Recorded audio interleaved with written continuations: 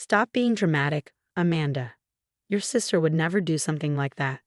My mother's dismissive tone cut through the hospital room as I lay there, my vision still blurry and my head pounding.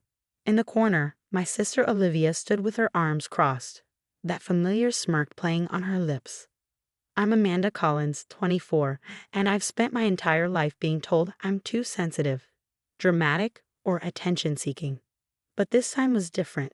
This time, I knew exactly what had happened, even if my family refused to believe me. It started at our monthly family dinner. Everything seemed normal. Mom's lasagna, Dad's bad jokes, and Olivia's subtle jabs at my life choices. I'd recently been promoted to lead researcher at a pharmaceutical lab, while Olivia, 2 years younger, was still finding herself on our parents' dime. Another late night at the lab? Olivia asked, her voice dripping with fake concern as she poured me a glass of wine. You should really get out more, live a little. I took a sip, noticing something slightly off about the taste, but Mom had already launched into her favorite topic. When was I going to settle down and give her grandchildren? I ignored the strange bitter aftertaste, attributing it to the new wine brand. 20 minutes later, the room started spinning.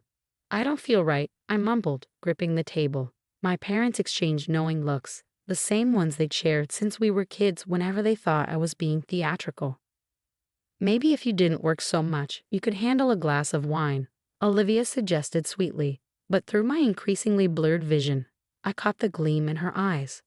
The next thing I knew, I was on the floor, my body convulsing. The last thing I heard before everything went black was Olivia's voice. See, always has to be the center of attention.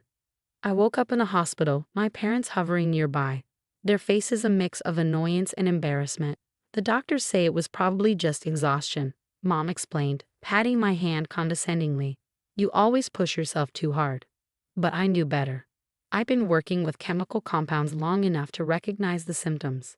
She put something in my drink, I insisted, my voice hoarse. Olivia spiked my wine. Here we go again, Dad sighed, running a hand through his gray hair.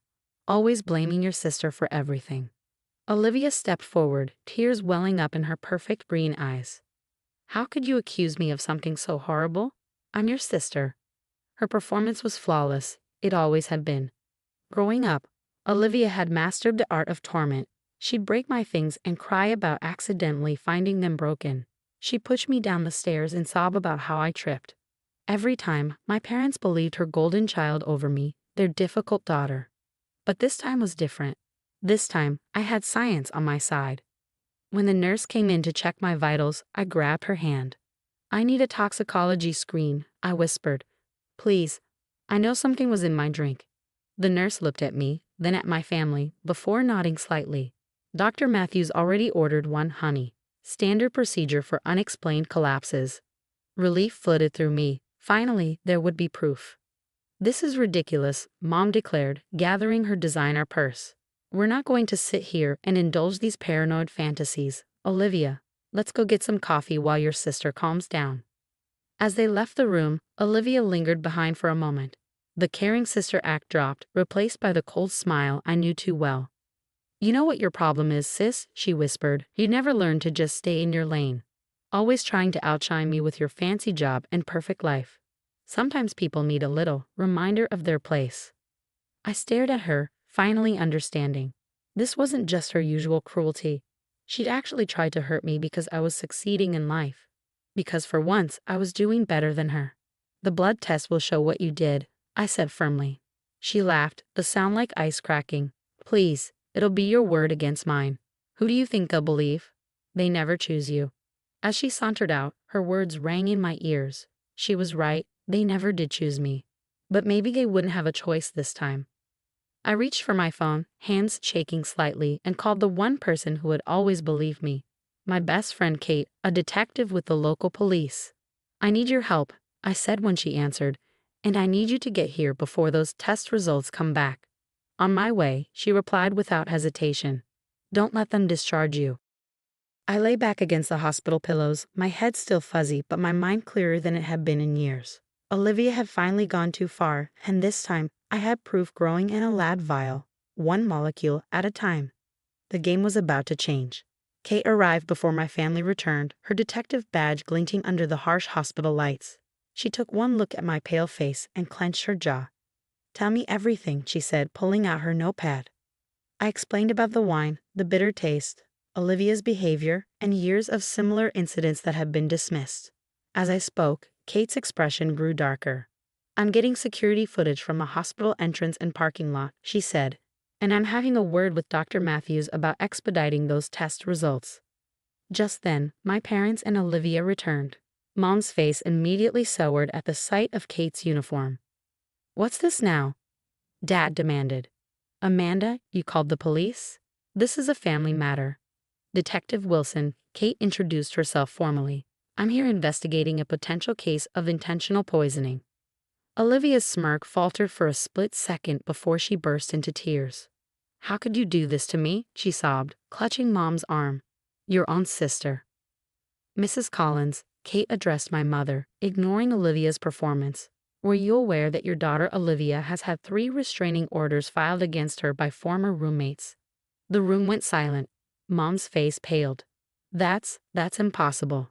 "All filed in the last 2 years," Kate continued, reading from her notes. "All citing similar incidents of food tampering and suspicious accidents." Those girls were jealous. Olivia protested, but her voice had lost its confident edge. "They were trying to ruin my reputation. Just like Amanda's trying to ruin your reputation now," Kate asked coolly. "Interesting pattern." Before anyone could respond, Dr. Matthews entered, holding a file. His expression was grim. "I have the preliminary toxicology results," he announced. "We found significant levels of benzodiazepines in Ms. Collins' system, specifically a type commonly used to sedate patients. This combination with alcohol could have been fatal." Mom sank into a chair while Dad stood frozen. Olivia's tears dried instantly. That's impossible," she stammered. "Amanda probably took something herself. She works in a lab, she has access to drugs." "Actually," Kate interjected, "the specific drug found isn't one used in Amanda's research facility. However, it is prescribed to you, Olivia, for your anxiety attacks." I watched as the careful facade my sister had maintained for years began to crack. Her eyes darted between our parents, desperately seeking their usual support, but they seemed stunned into silence. "Security footage shows you making 3 trips to your car during dinner," Kate continued. "Would you like to explain what you were retrieving?" "I want a lawyer," Olivia snapped, her mask completely falling away. "I'm not saying another word." "Olivia?" Mom's voice was barely a whisper. "Tell me you didn't." But Olivia's silence spoke volumes. For the first time in our lives, our parents were seeing her true face. "Mrs. Collins," Dr. Matthews said firmly, "your daughter Amanda could have died. The amount of sedatives in her system, combined with alcohol, could have stopped her heart. This wasn't a prank or a cry for attention. It was attempted murder." Dad stumbled backward, looking like he aged 10 years in 10 minutes. "All those times," he muttered. "All those accidents Amanda told us about. Were they really accidents, Mr. Collins?" Kate asked, though we all knew the answer. Security arrived to escort Olivia out of the room. As they led her away, she turned to her parents one last time, desperate for their intervention. But this time, there was no defense, no dismissal of my claims, no protection for their precious golden child. "I did it for you," she screamed as they pulled her away. "She was always making us look bad with her perfect job and her perfect life. You never loved me as much as her." I watched my parents crumble under the weight of their own willful blindness.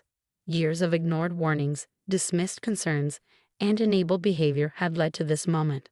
"Amanda," Mom choked out, reaching for my hand. We didn't know. We didn't want to see." I pulled my hand away. "You didn't want to know," I corrected her. "There's a difference." Kate squeezed my shoulder supportively. "We'll need to take your formal statement once you're feeling stronger. For now, rest. You're safe." As my parents left the room, shoulders slumped in shame, I felt no satisfaction in their guilt, only relief that the truth was finally out and sadness for the family bonds that might never be repaired. But at least now they knew. At least now they couldn't pretend anymore. 3 months after the hospital incident, I sat in the courthouse waiting room, my hands clasped tightly in my lap. The preliminary hearing for Olivia's case was today, and despite my outward calm, my heart was racing. "You don't have to stay for the whole thing," Kate assured me, sitting beside me in her formal police uniform. Your statement is enough. But I needed to stay. I needed to see this through. My parents entered, looking older and more subdued than I'd ever seen them. Mom had lost weight, and Dad's hair had gone completely gray. They'd been trying to reach out over the past months, calling, sending letters, even attempting to visit my apartment. Each time, I'd maintain my distance, not ready to bridge the gap their years of denial had created. Amanda, Mom started, taking a tentative step toward me. We've been seeing a family therapist. We know now that we failed you. Both of you, really. I really looked at her, and saw something I'd never seen before. Genuine remorse. We enabled her, Dad added, his voice rough. We made excuses because it was easier than facing the truth. And you paid the price for our weakness. Before I could respond, the court officer called us in. As we filed into the courtroom, I caught my first glimpse of Olivia since that night. She sat at the defendant's table, wearing a beige pantsuit that made her look impossibly young and vulnerable. Exactly the image she was going for. But something was different. The confident smirk was gone, replaced by a tightness around her eyes that spoke of fear. Real fear, perhaps for the first time in her life. The evidence was overwhelming. Kate had done her job thoroughly, uncovering not just the recent poisoning but a pattern of behavior dating back years. Former roommates came forward with their stories. Old medical records showed suspicious accidents. Even Olivia's ex-boyfriend testified about her threatening behavior when he tried to end their relationship. When it was my turn to testify, I spoke clearly and calmly, detailing not just the poisoning but the years of escalating incidents that led to it. As I spoke, I watched my parents' faces crumple with each revealed detail they had dismissed or ignored. The defendant didn't just attempt to harm her sister, the prosecutor concluded. She systematically terrorized her while hiding behind a carefully constructed facade of innocence enabled by those around her. The judge's decision was swift and firm.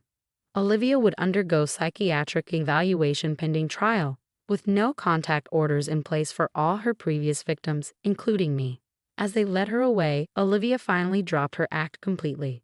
You think this changes anything? She spat in my direction. You'll always be the one who tore this family apart. But her words didn't hurt anymore. They were just the desperate cries of someone who'd finally lost control.